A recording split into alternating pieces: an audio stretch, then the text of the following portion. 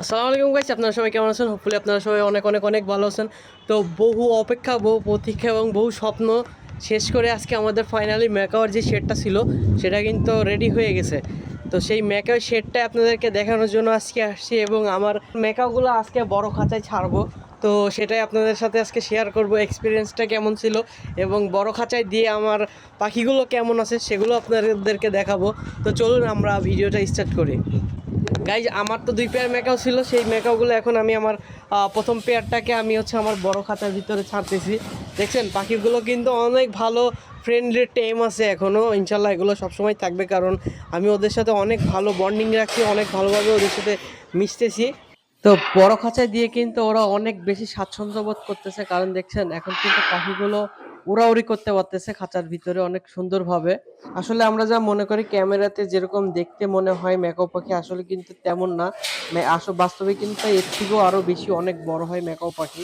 আর আমার যে আগে ছোট খাঁচায় ছিল, যেগুলো আপনার 4 ফিট বাই 5 ফিট কেজে ছিল, ওখানে কিন্তু আমার এই পাখিগুলো আটতে ছিল না। ছোট খাঁচায় দিয়ে কিন্তু এত বেশি একটা ভালো লাগতো না পাখিগুলোকে, লেজগুলো ভেঙে যাচ্ছিল।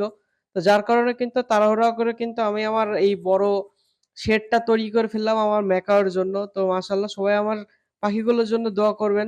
আর পাখিগুলোকে আরামে রাখার জন্য কিন্তু আমি আমার এত বড় শেডটা তৈরি করলাম। কারণ ওরা যদি ভালো থাকে তাহলে কিন্তু আমিও অনেক ভালো থাকবো। কারণ এখানে অনেক শখের পাখি, একদম ছোটবেলার শখের পাখি। তো পাখিগুলোর জন্য সবাই দোয়া করবেন। আর আরেকটা জিনিস দেখাই, আমার যেই পাখির সেটআপটা, যে খাঁচার মাপ আপনারা অনেকে জিজ্ঞেস করছিলেন আমার পাখির খাঁচার মাপ কত।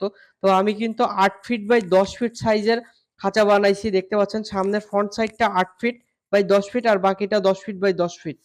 তো এই আমার খাঁচার সিস্টেম। আর আমি যেই খাওয়ারের সিস্টেমটা করছি, খাওয়ার যেখান দিয়ে এখানে কিন্তু স্লাইড ডোর টাইপ করছি, দেখতে পাচ্ছেন আপনারা ভিডিওতে।